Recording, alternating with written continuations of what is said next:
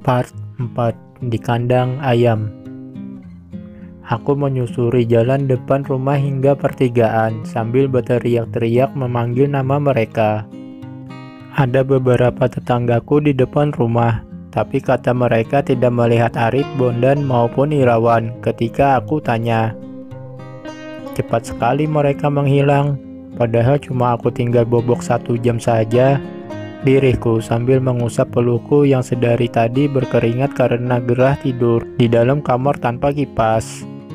Aku menutupi wajah Arjuna dengan selendang agar tidak terkena sengatan sinar matahari. Matahari yang terik sangat berbahaya bagi balita seusianya. Bu Darmi, sampean tadi lihat Arif dan adik-adiknya, Bu? Tanyaku kepada Bu Darmi yang lewat dengan jamu gendongannya yang sudah kosong. Biasanya Bu Darmi ini adalah langgananku minum jamu, tapi semenjak Arjuna berusia 7 bulan, aku jadi malas minum jamu. Bukan karena bosan atau tidak suka, tapi seringnya lupa minum menjadi penyebab utamanya. Jamu sering aku temukan basi di hari berikutnya, menjadikan rasa bersalahku sama uang tumbuh seketika. Entah sejak kapan aku menjadi pelupa.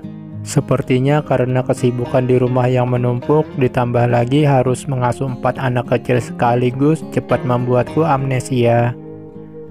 Kalau Arif tadi aku lihat buat layangan di rumah Bu Teja, jawab Bu Darmi sambil menuding ke arah rumah Bu Teja yang jaraknya sekitar 500 meter dari tempatku berdiri. Penjual jamu itu berhenti sejenak dan meneruskan ucapannya. Kalau Bondan dan Irawan aku tidak tahu. Ya sudah Bu, kalau tidak tahu. Biasanya mereka tidak pernah main jauh. Jadi aku bingung sebenarnya mereka kemana. Aku panggil-panggil tidak menjawab, ucapku. Nanti kalau aku lihat biar aku bilangin ke mereka jika dicariin sama ibunya, ucap Bu Darmi. Iya Bu, matur nuwun, jawabku. Karena tidak menemukan Bondan dan Irawan, aku balik ke rumah. Anak-anak di depan rumah Bunia juga sudah pada bubar karena sudah siang. Mereka biasanya akan main kembali saat sore hari sebelum mengaji. Haruskah aku datang ke rumah anak-anak yang bermain tadi? Barangkali Bondan dan Irawan ada di salah satu rumah mereka. Sudah ketemu? Tanya ibu mertua. Belum Bu, jawabku. Makanya jangan suka tiduran, bersih-bersih rumah sambil jaga anak-anak, kan bisa, ucap ibu mertua. Lagi-lagi itu saja yang dibahas. Yang namanya nidurin bocil mana bisa sambil bersih-bersih Bu, ucapku. Nggak dicoba mana mungkin bisa. Aku dulu bersih-bersih rumah sambil nyusui, lama-kelamaan tidur sendiri. Kamu saja yang sudah terlanjur enak-enakan menyusui sambil tiduran. Padahal nggak baik orang kebanyakan tidur itu. Astaga, ini orang. Haruskah aku berteriak membeberkan semuanya permasalahan rumah tangga yang aku hadapi agar dia mengerti?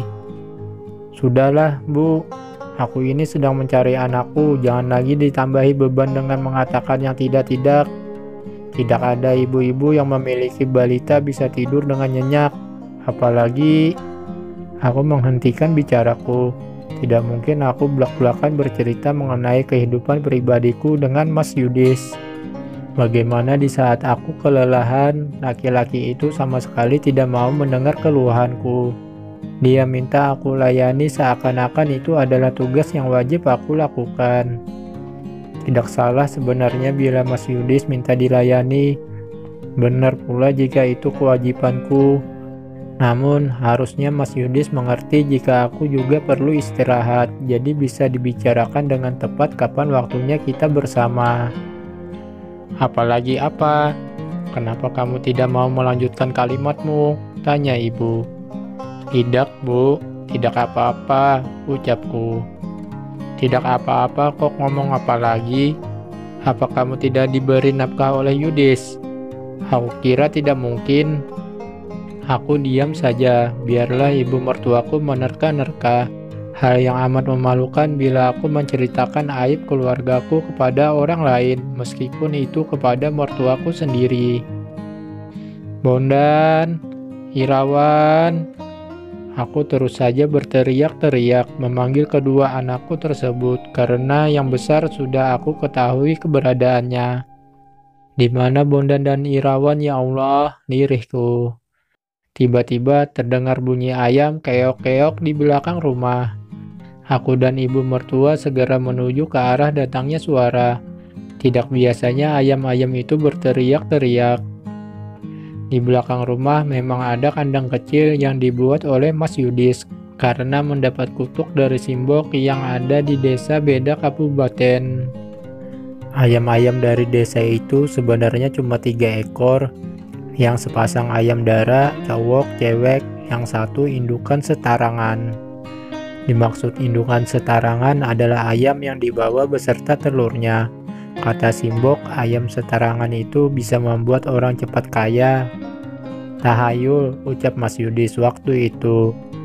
Dia tidak bersedia membawa ayam tersebut karena takut dibilang percaya sama tahayul. Anggap saja itu doa dari orang tua, nak, ucap Pak D yang tidak sengaja mendengar ucapan Mas Yudis. Seketika Mas Yudis langsung tersipu malu. Apa yang dia ucapkan terdengar oleh Pak D dan dibawalah ayam tersebut ke tempat tinggal kami sekarang. Ayam-ayam itu sekarang sudah berkembang biak. Tiap kali Mas Yudis membuat kandang baru, selalu cepat penuh karena ayam-ayam itu cepat. Bisa dikatakan ayam-ayam tersebut sangat cukup bila dipakai buat lauk pauk. Tapi karena aku malas untuk menguliti bulu-bulunya, ayam-ayam itu sering aku jual ke pedagang ayam untuk aku tukar dengan ayam potong karena sudah dikuliti. Ya Allah, Bondan, teriakku. Bondan dan Irawan bersembunyi di belakang salah satu kandang ayam. Mereka mungkin takut aku marahi karena dipanggil tidak menyahut. Atau bisa jadi mereka melakukan aktivitas yang mungkin bisa membuatku marah.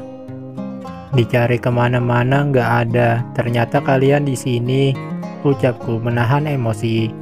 Tidak menjawab pula ketika ibu panggil. Tentu saja pasti ini ulah kakaknya yang mengajari adiknya agar tidak menyahut saat aku cari. Ada-ada saja memang ulah anak keduaku ini. Dari main kompor, ngerjain aku dengan berkata kalau abangnya main petasan, dan sekarang dia mengajak adiknya main di kandang ayam. Kotor, Dik, teriak ibu mertua. Aku menarik tangan Irawan yang berada paling tepi. Irawan menaruh tangannya di belakang punggung dengan memegang sedotan bekas. Lihat tanganmu, titahku pada anak ketigaku tersebut. Padahal aku sudah tahu apa yang dia pegang. Dari mana kamu dapat sedot-sedotan ini? Dan kenapa kamu bersembunyi dari ibu? Tanyaku saat Irawan memperlihatkan tangannya. Dari tempat sampah rumah Citra. Abang yang menyuruhku menyembunyikannya, jawab Irawan yang masih cadel. Dia belum bisa menyebut R dengan jelas. Ibu mertua mengusap kepala Irawan dan mengajak anak ketigaku tersebut agar membuang sedotan di tempat sampah di ujung kandang ayam.